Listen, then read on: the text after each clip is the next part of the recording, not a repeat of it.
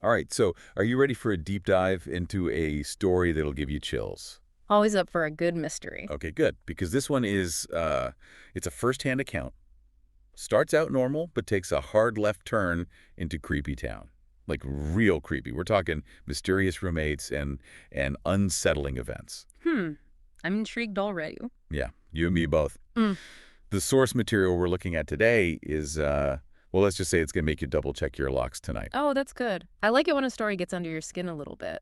Makes you think. Right. It's not just about the scares. It's about that feeling that something's just not right. You know that feeling. Oh, yeah, I know that feeling. It's like a sixth sense almost, like your intuition's screaming at you. Exactly. And this story is full of those moments. It all starts with this guy coming home to his apartment after a night out. Pretty standard stuff. Mm-hmm. But then he sees his roommate go into their building.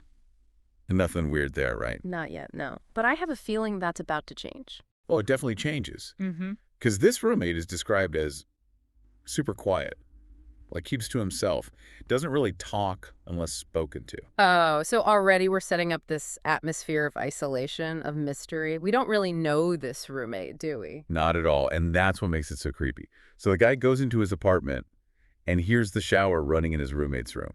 Thinks, okay, no big deal. Yeah, I mean, we've all been there. You hear your roommate in the shower, you don't think twice about it. Right. But then hours pass and the shower's still running. Hours. Mm. Who showers for that long? That's a good question. And that's where that seed of doubt starts to sprout, right? Like, okay, maybe something's off here. And then bam, major red flag. The guy gets a text from the roommate saying he's at his girlfriend's place. Hold on, I thought you said this roommate was a loner. That's what I'm saying. The narrator specifically mentions the roommate doesn't even have a girlfriend. But now he's texting saying he's at her place. Okay, yeah, that's definitely suspicious. So either the roommate is lying or something else is going on, something we don't know yet. It gets worse. Yeah. So the guy's starting to freak out, right? He goes to check his roommate's room. Maybe the dude's in there sleeping or something. What does he find? Empty room, nobody there. Mm. But then he notices his roommate's phone just sitting there in the kitchen. Okay, this is getting weird. It's like the roommate vanished into thin air. Seriously. And the guy's just totally bewildered. Like he's trying to piece together what's going on, but the pieces just don't fit. It's like a puzzle with missing pieces or pieces from a different puzzle entirely. It's that feeling of, this doesn't make sense, that really gets under your skin. Totally. So the guy's spooked, obviously. Yeah. Runs out of the apartment. And that's when he sees IT, a figure on the balcony. Oh, no. Okay, this is where things take a turn. Right. And this figure, it's described as tall, dark, almost like a shadow, but not quite, like a naturally tall. Interesting. A lot of cultures have stories about shadow people or creatures that like in the darkness. Could this be something like that? It's possible. And remember, we're just getting started with this deep dive. We've got a lot more to uncover. Well, let's get to it then. I'm dying to know what happens next. Okay, so we've got this shadowy figure, but is it a break-in or something more? Something we can't explain? We'll find out, because whatever it is, it's about to get a whole lot worse. Oh, I bet. I'm ready for it. Let's dive in. That shadowy figure on the balcony, it really sends chills down your spine, doesn't it? Tell me about it. It's like something out of a nightmare. And the way the story's going, I have a feeling it's just the tip of the iceberg. You're probably right. Remember, things escalated pretty quickly after that. We had police involvement, gunshots. Don't forget the evacuation. A whole apartment building evacuated. This is way more than just a creepy roommate situation. Exactly. And what's even more unsettling is the way the authorities are handling it. They're being incredibly tight-lipped, which only adds to the mystery. Seriously, it's like they know something they're not telling us, or maybe even the narrator himself. That element of secrecy always adds a whole other layer of intrigue, doesn't it? Makes you wonder what they're hiding. For sure. But, okay, let's not get ahead of ourselves. What happens to the narrator after the evacuation? Where does he fit into all of this chaos? Well, that's where things get even stranger.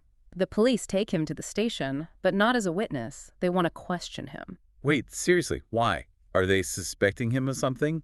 Or are they just trying to get his side of the story? It's not that straightforward. Their questions are bizarre, to say the least. It's like they're less interested in the roommate's disappearance and more focused on the narrator's own experiences. His experiences? What do you mean? Their questions are really specific. Like, they ask him if he's seen anyone standing outside the apartment between midnight and 3:00 a.m. Okay, that's kind of creepy. But maybe they were just canvassing the area, trying to find witnesses. Maybe. But then they asked him if he's heard any voices in the night, specifically coming from his roommate's room. Voices. Like someone talking. Or Yeah. something else. The story doesn't specify, which makes it even more unsettling. And then they drop this bombshell. They ask him if he's seen a tall figure standing at the foot of his bed. Hold on, hold on. Isn't that like a classic horror movie trope? The shadowy figure at the foot of the bed?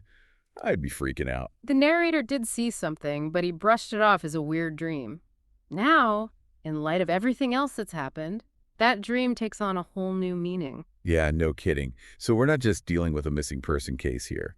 It's like the police are hinting at something supernatural. It certainly seems that way. And the fact that they're asking these questions, it's like they suspect something paranormal is at play, but they're not revealing anything to the narrator. Ugh.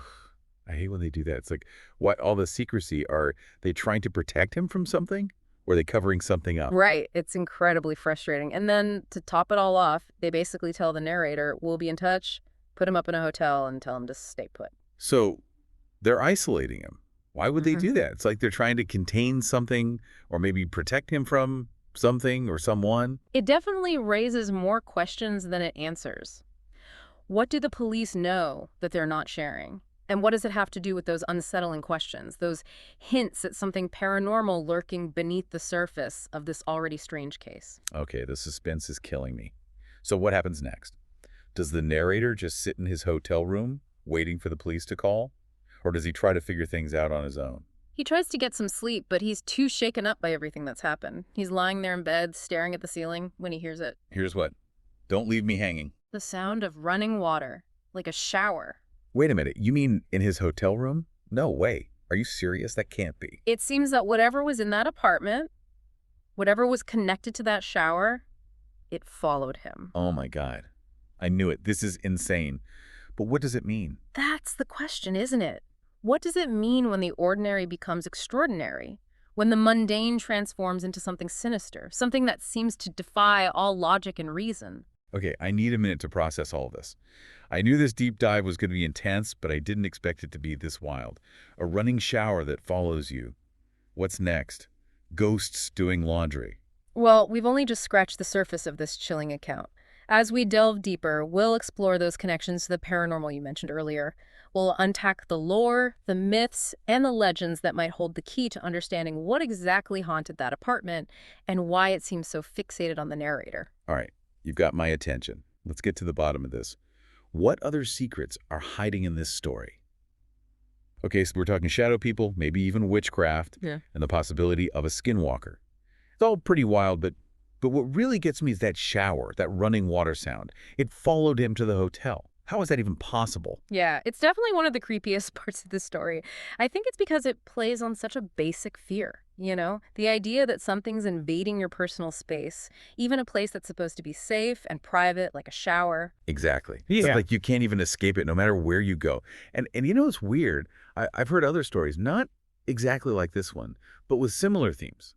Like people hearing strange noises or seeing things in mirrors, especially when they're tired or stressed. Oh, yeah, that's a common thread in a lot of folklore and paranormal accounts. Mirrors and water, they're often seen as thresholds, as points where the veil between our world and the other world is thin. Like portals or something. Exactly. And in this story, the narrator was drinking heavily before all this stuff started happening. So maybe that played a role, you know, lowering his inhibitions, making him more susceptible to whatever was out there. Right, like he was accidentally opening himself up to these forces without even realizing it. Possibly. It's a bit like sleep paralysis, you know? Yeah. You're in that state between wakefulness and sleep, and suddenly you're aware of something else in the room with you, something you can't explain. Okay, yeah, that's terrifying.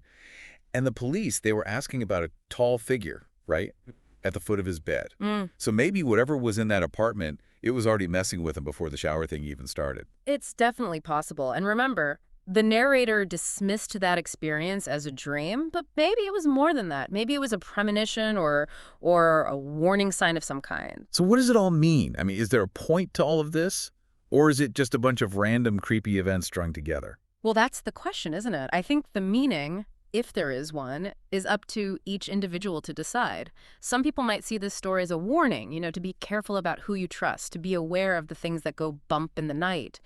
Others might see it as a reminder that there are forces at work in the universe that we don't fully understand. It's definitely making me think twice about taking long showers. Yeah. But seriously, this whole deep dive has been a wild ride. I mean, we started with a creepy roommate and ended up talking about interdimensional beings and portals and whatnot. It's amazing how these stories can take you down such unexpected paths. And that's the power of folklore and the paranormal, I think. They force us to confront the unknown, to question our assumptions about reality. And maybe even to accept that some things are just beyond our comprehension. Exactly.